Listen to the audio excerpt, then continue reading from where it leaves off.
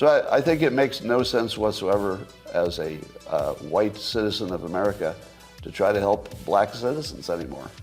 You're going to back off from being helpful to black America because it doesn't seem like it pays off. I just don't know when this was happening, where white people were overwhelmingly in American history suddenly doing everything in their power to assist black people. Like, I think the history kind of shows more oppression and then trying to undo that oppression. That seems to be the direction in which, like, what have we talked about here, Scott?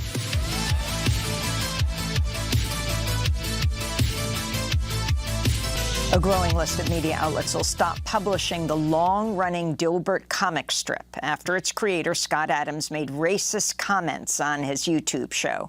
Dilbert's distributor has also cut ties with Adams after he said black Americans are part of a, quote, racist hate group, unquote, and advised white people to, quote, get the hell away from black people, unquote. The remarks were made in response to the results of a poll that asked respondents if they agreed with the statement, it's okay to be white. A number of major publications severed ties with Adams, including the New York Times, the Washington Post, the Los Angeles Times, and USA Today. Let's talk about racist-ass Scott Adams. I've been covering Scott Adams for a while, not because I'm a fan of Dilbert. Not really ever have been. I'm a Calvin and Hobbes person myself, but I know some of you are, and you've probably been really sad over the last couple of years to see Dilbert become the MAGA guy. Some of you probably know him as kind of like the creepy guy, the one who like married someone who was like 18 when he was 50, something like that. I can't remember. I don't think they're together anymore. It didn't work out. But you might know him as the MAGA guy now. The guy who's always like, Trump can do no wrong. I love Trump. Everything Trump. And then everyone's like, oh, whoa, the Dilbert dude is fucking super intense. You know you gone too far, though, when your own crew turns against you. When the pundits of the world, the Ben Shapiros, are like, whoa, Scott Adams is kind of racist. Or the J.J. McCulloughs. Canada's answer to... No, definitely not Ben Shapiro. I don't even know what you call it. There is no American equivalent to J.J. Is there an American that fakes their accent intentionally to be able to like appeal distinctly to people in other countries because they think it's darling? Is there someone who does that? Is like, again, I don't have actual proof. Bo, yeah, well, Bo faking his accent is to appeal to. Isn't there like that Bo video and he fakes his accent to appeal to people who would normally not be interested in his ideas, kind of stuff. Andy No, yeah, Andy No, true. All right, let's go with Andy No. So Dilbert and Scott Adams were a really big influence on me growing up. It pisses me off that he's become what he has. He's a not uncommon case study where ultra-contrarianism can take you. That's an interesting way of putting it. Let's take a look. Let's see what's contrarian about his viewpoints. This is the first political poll that ever changed my activities. I don't know that that's ever happened before. Normally you see a poll, you just look at it and you go, whatever. Oh, this is interesting what other people think. But as of today, I'm going to re-identify as white because I don't want to be a member of a hate group. I'd accidentally joined a hate group. So if nearly half of all blacks are not okay with white people, according to this poll, not according to me. Now, at this point, you're probably like, wait, what? What did you just say? Re-identify as white? I too was curious, and that's coming up. Don't worry. No spoilers, anyone, okay? We're going to get to that part. According to this poll, that's a hate group. That's a hate group. And I don't want to have anything to do with them. And I would say, based on the current way things are going, the best advice I would give to white people is to get the hell away from black people. Just get the fuck away. Wherever you have to go, just get away. Because there's no fixing this. This can't be fixed. Right? This can't be fixed. You just have to... So, maybe he had ancestry I didn't know about? Adams was born June 8th, 1957, in New York, the son of Paul and Paul Virginia Adams. He describes himself as about half German, but he also has English, Irish, Welsh, Scottish, Dutch, and a small amount of Native American ancestry. He was a fan of peanut comics while growing up, and he started drawing at age 6. He won a drawing competition at age 11. I'm not seeing like a history of black descendants here. Like, this seems ultra white. This is like if you made white in a lab, you've combined all of them into the supreme white. I could be wrong though. So that's what I did. I went to a neighborhood where, I have a very low black population, because unfortunately there's a high correlation between the density. And this is according to Don Lemon, by the way. So here I'm just quoting Don Lemon when he notes that when he lived in a mostly black neighborhood, there were a bunch of problems that he didn't see in white neighborhoods. So even Don Lemon sees a big difference in your own quality of living based on where you live and who's there. So I think it makes no sense whatsoever as a white citizen of America to try to help black citizens anymore.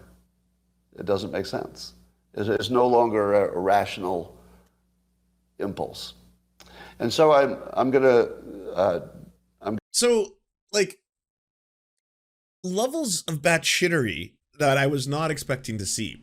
The guy's basically advocating for segregation and doing so using a very bizarre interpretation of a poll that he's seen that's scaring him and a lot of other white supremacists, that apparently a percentage of black people did not agree with the statement, "It's okay to be white." Now, that's an incredibly loaded statement to ask anyone, and methodology aside, there's so many things that could mean. How are you defining whiteness? Are you defining this as like what whiteness is, the exclusion of other groups by not attaining a certain degree of whiteness? Someone's saying you should abolish white supremacy, or you should abolish the stratification of society based on race. Yes, by that I mean, yes, abolish the concept of whiteness. That's not me saying that, hey, if you're German, you shouldn't exist as a person and need to be eliminated. Hey, if you're Irish, you shouldn't exist as a person and need to be eliminated. No, those are two incredibly different statements. One is a system of hierarchy that's racist and obviously unfair, and one that most sensible people, once it's explained to them, don't want to perpetuate and keep happening, and they might not want to do anything about it. They might be like, oh, okay, well, yeah, that sucks. I feel bad for the plight of black people. As a white savior, I'm going to now do my part to make sure that I speak for them at all times, especially when it's not my turn in line, and I really want to go, though, so maybe I should be allowed to just get in front of a couple people, and maybe I should be able to talk to the manager if I need to, and maybe I need to tell the manager a little story to be able to get my way. Maybe I need to make something up and tell the manager that maybe this black person was extra mean to me. Maybe then and only then I'll get my treats. I'm going to back off from being helpful to black America because it doesn't seem like it pays off. I just don't know when this was happening, where white people were overwhelmingly in American history suddenly doing everything in their power to assist black people. Like, I think the history kind of shows more oppression and then trying to undo that oppression. That seems to be the direction which, like, what are we talking about here, Scott? Like, I've been doing it all my life, and the only outcome is I get called a racist.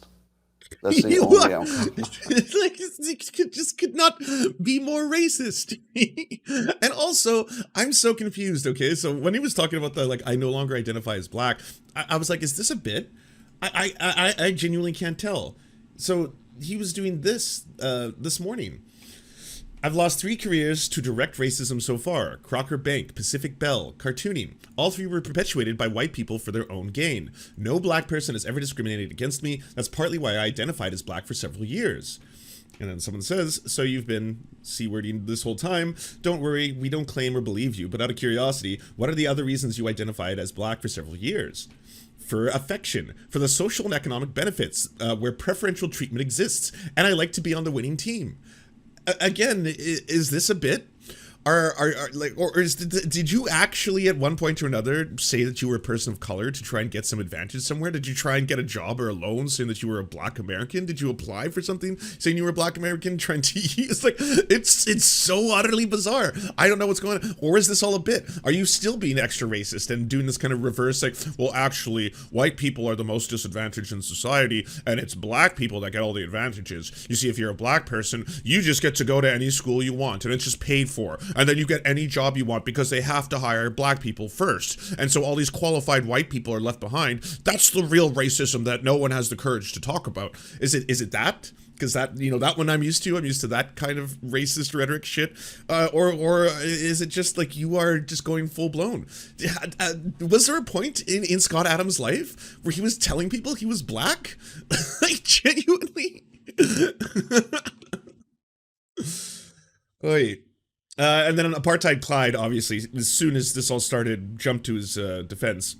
For a very long time, US media was racist against non-white people. Now they're racist against whites and Asians. Same thing happened with elite colleges and high schools in America. Maybe they can try not being racist.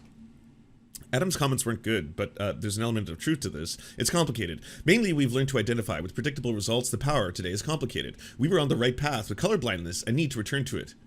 You were on the right path with color. Exactly.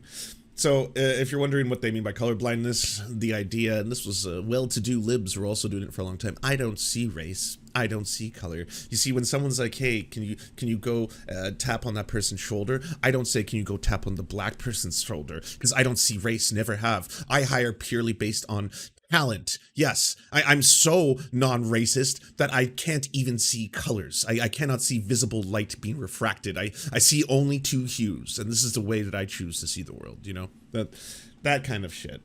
My publisher for non-Dilbert books has canceled my upcoming book and the entire backlist. Still no disagreement about my point of view. My book agent canceled me too.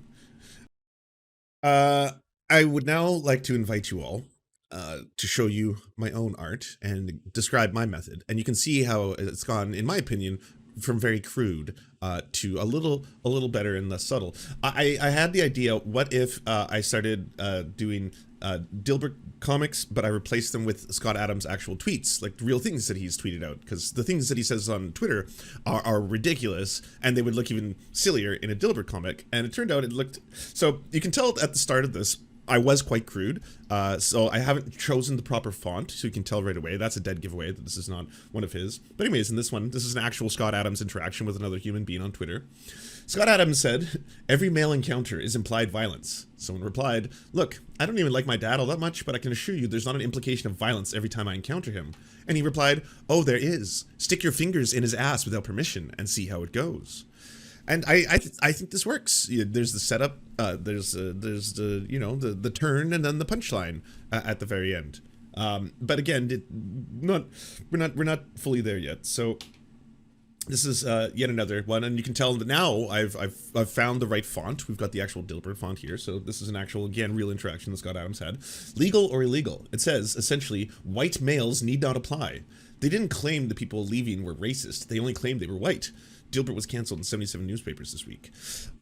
This was back when he was canceled in 77 newspapers that week. So there was that one. He and Jordan Peterson, he rushed to Jordan Peterson's defense. So at this point, I'm actually writing. So this is me now. There's no longer using Scott Adams' words. I was basically using this to tweet at Jordan Peterson and because they were defending each other, and so we got. I have to do barely anything to maintain my medical license, even though I don't practice and violated a lot of ethics. What if you lied that this was a free speech issue? You know, for money. Hell yeah, money fucks. I thought that was pretty decent. But now I take you to the one that I made the other day, where now it's like, I think I finally perfected it. I've got the larger fonts here, a little more bold, so it actually looks authentic, as if this could have been a real Dilbert. And this was the first one that fooled a lot of people. And I mean, it's got the Serfs.tv on the side. I didn't think it was good. Like, I had to add an addendum right afterwards, like, oh, by the way, Scott Adams did not actually write this comic. I wrote this comic based on Scott Adams' brain. But here's the actual video footage of Scott Adams saying this kind of shit, you know, this pretty fucked up shit. "Buddy, we have to get out of here. It's not safe. Black people don't like white people, and we have to leave. Go to all white neighborhoods and start over. It's too late. The great wokening has already begun. No, they got you already." So yeah, I think this was the one where people were starting to write, like, what does Scott even mean? What is he talking about? I was like, I should definitely point out then that this is a bit. It's a joke. Where Scott Adams is going to go from here, I don't know. Let's see if he's tweeted anything out in the last little while. Ben Shapiro called him out, said that what Scott Adams said was racist, but not to fully cancel the guy. I mean, come on. All right. Oh, he's tweeting about the lab leak.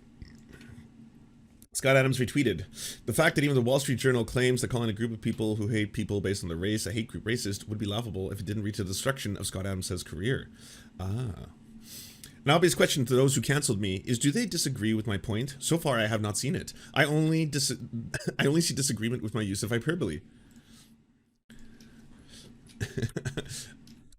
I disagree with all of it. So I think Scott Adams is probably going to have trouble finding work. I don't know if there's not a comparable example to this. Someone who has lost their syndication, their publications. Well, sorry, I don't know if he lost syndication rights. I don't know if he had those, if he'd already sold those away. But he's not published in any major newspapers anymore. Dilbert is now firmly going to just be associated pretty much with like racist grandpa. That's it, right? It's like, oh yeah, that comic strip by the racist guy, the one who wanted segregation to come back in 2023. That dude, yeah, he's the worst. I would not recommend him or share his comics. It makes no sense to help Black Americans if you're white. It's over. Don't even think it's worth trying. Totally not trying. Now, we should be friendly. Like, I'm not saying start a war. Oh, that's nice. That's good. Daily Wire and Babylon Bee contracted $1 million. Do I even want to know what's going on in your trending tags? What are my trending tags? Oh, on Twitter? No. You don't do anything bad. Nothing like that. I'm just saying get away. Just get away. I hope that shocks you as much as it does me. I hope that it spurs in you, whether you go to it's like a 2-hour live stream, so it's not. I'm going to be honest, this whole thing kind of speaks to me more like Ye. Like what happened with Ye. Like a lot of what Ye was saying about Jewish people is what a lot of the far right believe and clearly say to each other and are fine with. And they want to normalize that degree of racism to a certain extent. That's what they were hoping to do. They were like, oh, this is amazing. This is someone, one of the most powerful black men in America, a musical legend, considered one of the GOATs.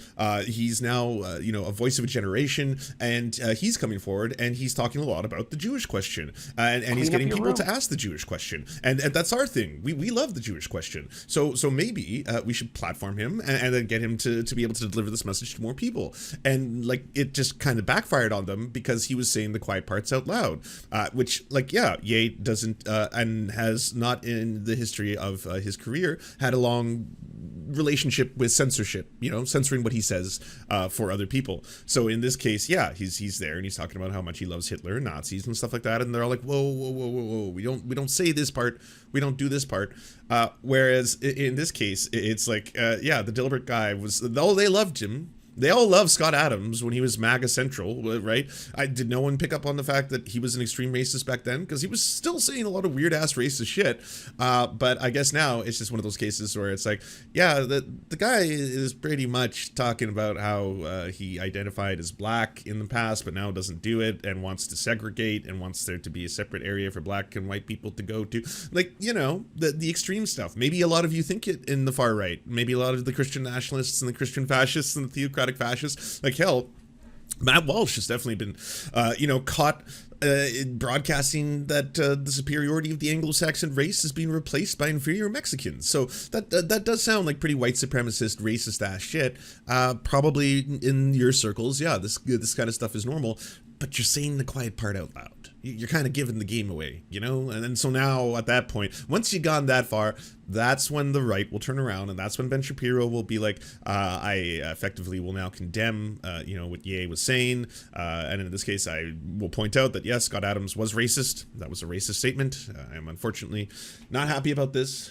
It's contrarianism, though. It's just contrarianism. Do you enjoy the Serfs but prefer not to have to use your eyeballs? Many are saying this. Well, we've got the solution for you. It's the Serf Times in podcast form, available on most major podcasting networks now. If you enjoy it, please consider leaving a good review and feedback because it really helps the show out, apparently, and it's free, just like the podcast. To our gods, Xander Corvus and Peyton L. Juste, we shall spend many a generations building mighty cathedrals in your honor. To our monarch, Tom Spiker, we are but your oafish jesters, here to offer you a laugh at any opportunity. To our brave knights of the Round Table, Rachel K., Izzy Solidarity, Victoria Bell, Sebastian Demmel, Mark Harmon, Benji Arnie, Scary Earth Human, Tony, DM Rivera, Resident Scarecrow, Sir Nickus, Cheryl Alvarez, Ruby Kelly, Brandon, Words Greenwood, Everything Important, Hegbert Celine, Matthew Scarborough, Stellar Vision, Ariane McCarthy, Doug Cady, Daniel Sutton, Jenna Tao, Dark Puppy, Quiet One 85, Anna Loves Riley, Omni, Riley and Anna, Poodlehawk, Multimondi, Trevbot EXE, Brian Ephraim, Anthropophojak, Catherine, Ramon Acosta, Incosin, Ralph Parler, Violent Orchard, Political Puppy, La Media Panza, Todd Buckingham, and Todd La Jeunesse. We salute our valiant heroes off to fight injustice everywhere.